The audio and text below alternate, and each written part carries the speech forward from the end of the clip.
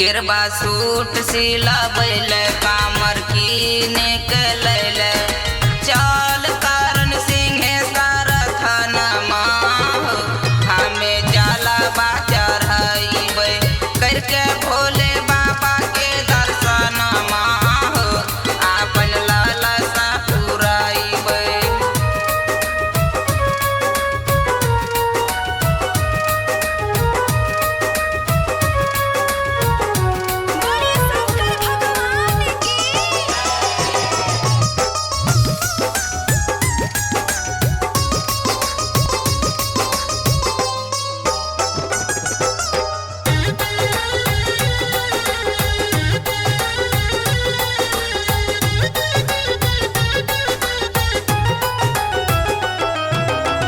भोला जी के महिमा छै अगमय पार रे लाखों कमरिया जाय छै सिंहेश्वर थान रे।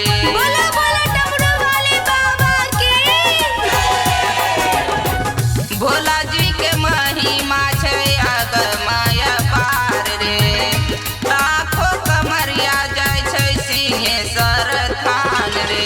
श्रद्धा से करबै पूजन मारे आपन लालसा पुराइबै चाल कारण सिंहेश्वर थान मारे हमें जाला बा चढ़ाइबै। प्रेम से बोलो भूतनाथ के।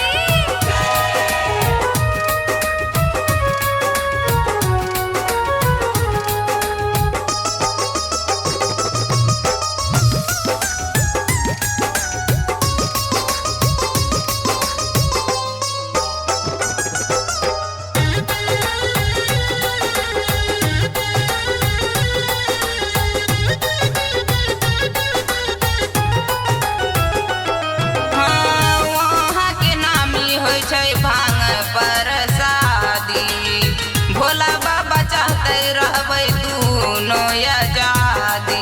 प्रेम से बोलो भूतनाथ के।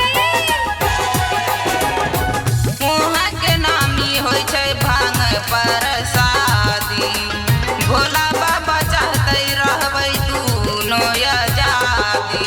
सावन पीयूष दुनो जइहे संग मारे उनकर आलख जगई है।